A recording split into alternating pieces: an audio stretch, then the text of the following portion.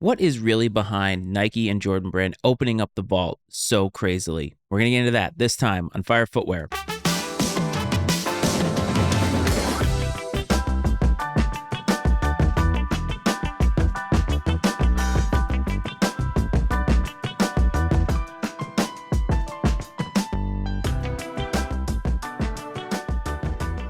Welcome back to Fire Footwear, everybody.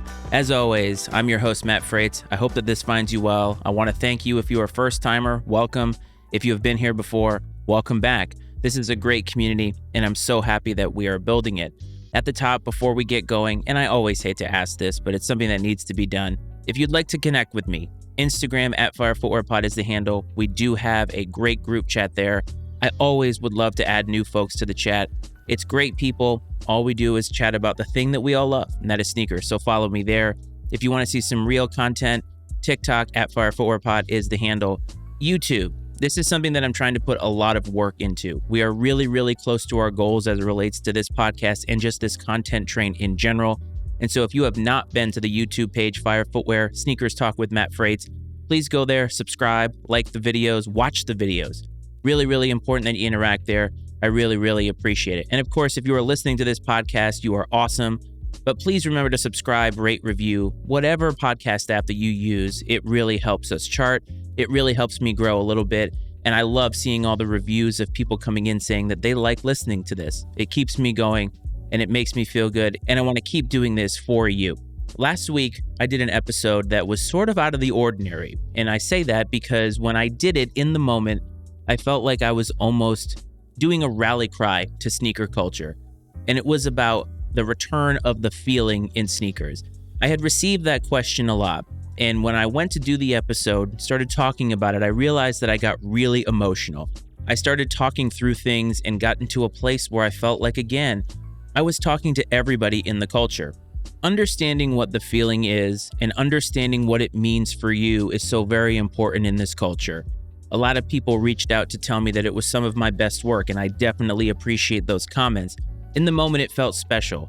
And when I talk about the feeling, and I talked about it last week, that's really about what it means to you.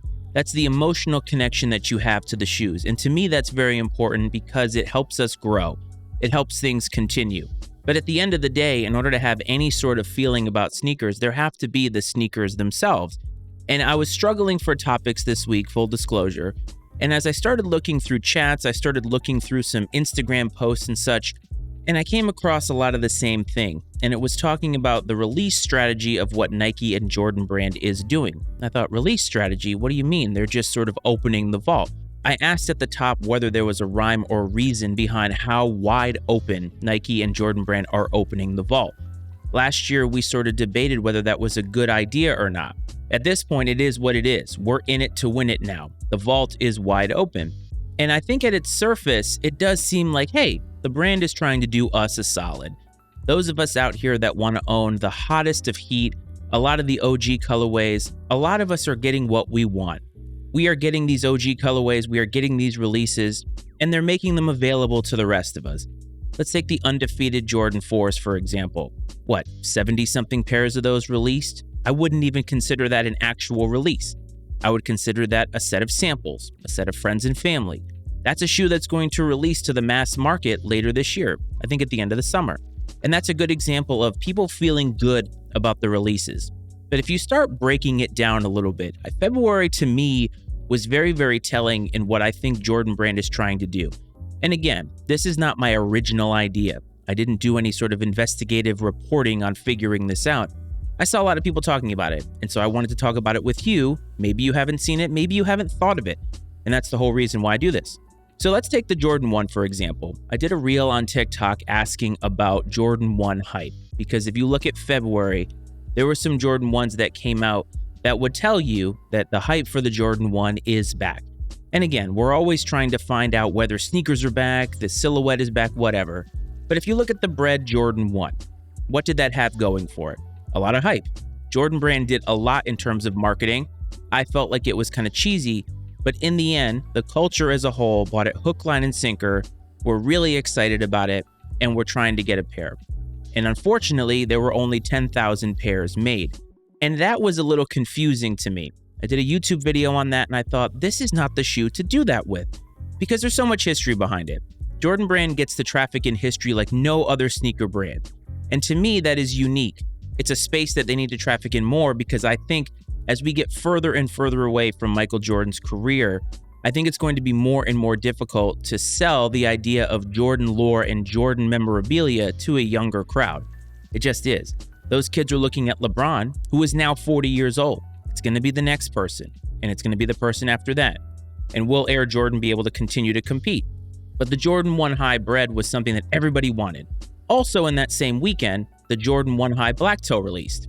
I think sometimes the culture would have you believe that the Bread Jordan 1 has more history than the Black Toe, but the Black Toe also has history.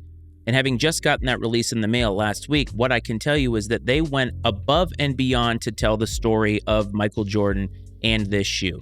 I love that. I love the little subtle nods that they put on there. The box was absolutely fire. And the whole shoe, the whole presentation was really, really fire. Materials, storytelling, little Easter eggs, all of it was there. That shoe is probably under retail now on the resale market. Reason being probably is the fact that it was actually widely available. Go back to the Jordan 5 Black Metallic. That shoe was actually pretty widely available, but they had you believing that it was something coveted. And now let's take a look at the Jordan 1 Low OG Royal colorway. This is a great, great shoe. Black, the royal blue. It's modeled after, obviously, the OG colorway of the royal blues.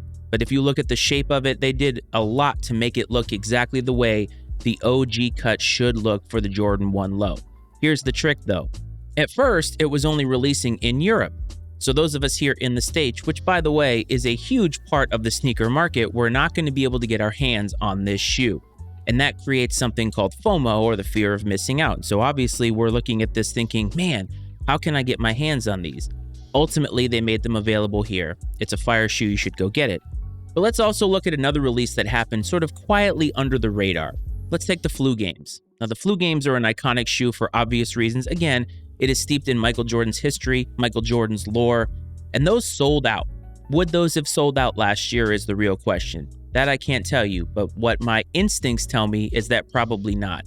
But this is when I started noticing a pattern, especially reading some of these articles, and it seems what Jordan Brand is trying to do is they are trying to make it seem like things are hype. And they're doing that by limited releases, limited stock, but not for everything. I think what they're trying to bank on is that people are going to feel this fear of missing out. They're going to feel like they didn't get to cop the shoe they actually wanted, and they're going to do something that almost feels like a consolation prize. They're going to try and cop the next shoe that is coming out. And I thought about this with the Flu Games. They sold out, and they came on the heels of a shoe that everybody wanted but couldn't get. And that to me is a consolation prize. And sneaker culture is very, very heavy in that sort of thing, because we look at a shoe, we want a shoe, and we think, man, what happens if I don't get it? Well, I'll buy the next thing that's coming out. And what does that do for the brand? It does ultimately what they are trying to do in the first place, which I think sometimes we as a culture forget, is it helps them make money. When the new CEO came in, the whole point was trying to get the stock price up. How do you get the stock price up? Start selling some shoes, obviously amongst other things. But with sneakers in particular, they were looking at a lot of stock that was sitting. They had to end up discounting it, and even then it sat for a really long time. So what do? You limit production so that you don't have to sit on as many shoes.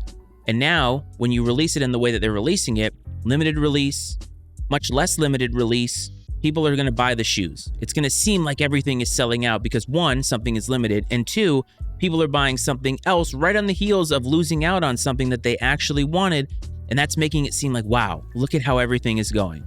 I've had listeners of the show try to tell me this concept, and I do agree with it. It certainly is a real concept, and I think I talked about it with the Pata Air Max ones, which I, by the way, also got via StockX under retail.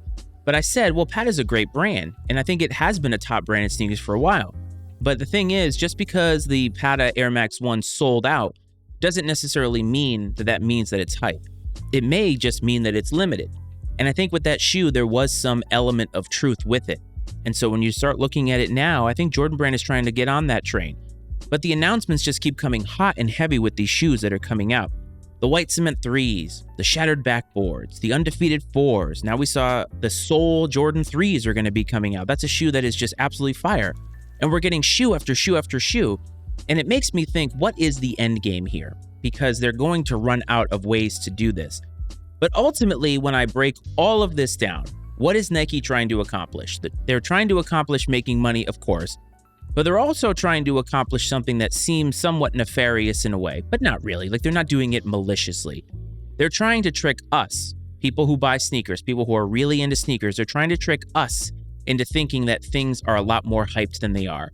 They're trying to get that train rolling. They're trying to stoke the embers of anarchy, as it were, and as it relates to sneakers. And it's working. It really is working. These shoes are selling out. People are buying them. People are wanting them. Now, don't get me wrong. For a lot of these Jordan 1s, the Flu Games, the White Cement 3s, there is a lot of nostalgia tied to them. And I have always maintained that nostalgia does have a place, and it certainly can be used for good. But I think sometimes we traffic way too heavily in it to the point where we lose the meaning behind it. So if you're somebody who has a story about a Jordan 1 or a Jordan 11 or the Flu Games, whatever shoe it is, and you go out and buy it because it gives you some kind of a feel for a time in your life that you'd like to remember very fondly, that's a good use of nostalgia. But when we're just constantly throwing up colorways, that's not a good use of nostalgia. And I'm thinking to myself, what is Jordan Brand going to accomplish ultimately? Are they trying to get sneakers back to where they were 5 years ago? Are they just trying to make it seem like sneakers are hot? Because just making it limited, that doesn't necessarily make it hype or worth the hype. Now, I do think that on top of all of this, not only are they trying to trick us into going out and buying something because we missed out on a previous release, I do think, though, that they are actually giving us the quality that I've been asking for. And when it comes to certain releases, the Black Cement 3s, there was a lot of talk on the internet about the quality of that release. I was critical of that release because I do believe that with prices going up, you need to also be giving us the quality that goes with it. So far, if you look at the Bread 1s, if you look at the Royal Lows, if you look at the Black Toes, again, which I have now, the quality is pretty exceptional. They're actually doing a good job. They're not just trying to make it look like the OG, they're actually trying to give it a lot of polish. And I do appreciate that. Prices are going up, demand is going up, supply in some cases is going down, but at least when we actually get the shoes in hand, we're getting a good experience. We're getting something that we want in good quality. And that's all that you can really ask for. The thing is, I think we all need to be aware of this. And the reason I say that is because don't just buy something because you missed out on a previous release. Yes, it might be a shoe that you already wanted anyway, and so by all means, go ahead and cop it. But if you wanted the Jordan 1 Breads and didn't get it, you are not alone. A lot of people did not cop that shoe who wanted it. And it's available for a pretty steep price on the resale market, but you're not the only one. There will be another Bread Jordan 1. There just will be. Yes, you may have to wait 5 years, or you may have to wait a little bit longer, but there will be another one. And that's the thing. Don't necessarily buy something you don't want just because Jordan Brand is trying to trick you and trick us into thinking that there will not be another opportunity. There will. Sneakers will always be cyclical. They will always be available in some form or fashion. And you know what? The best thing about sneakers, and I've always said this, is the fact that there is always something for everybody. So much like the emotional feeling when it comes to the physical goods, go out there and buy something that actually makes you happy and not just because you didn't get something that the company, Nike and Jordan Brand, tried to convince you was limited when really it just should have been available in the first place. How do you feel about this new strategy? Are you aware of it? Am I completely wrong? Probably. Let me know. Get in touch with me the way that I talked about earlier in this episode, Instagram, TikTok, whatever it is. I'd love to hear from you, and I just love this community. Again, times have been tough for a lot of people, me in particular, and I do want to say thank you to everybody who supports. Thank you for everybody who is positive. Showing kindness is really important, and to me, it is the most important thing right now. And so I'm just going to continue to show kindness to you, the listener, the supporter, whatever, and I'm just going to show kindness to everybody who reaches out. So I can't wait to hear from new people, and I thank everybody for tuning in. I hope this finds you well, fam. I hope this finds you safe, and I'll talk to you next time. This is Fire Footwear.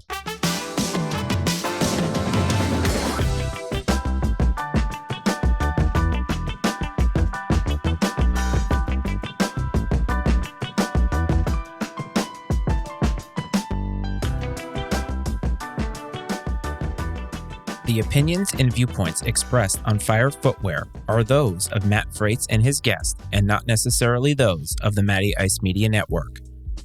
Fire Footwear is exclusively owned by Matt Frates and is brought to you by the Matty Ice Media Network.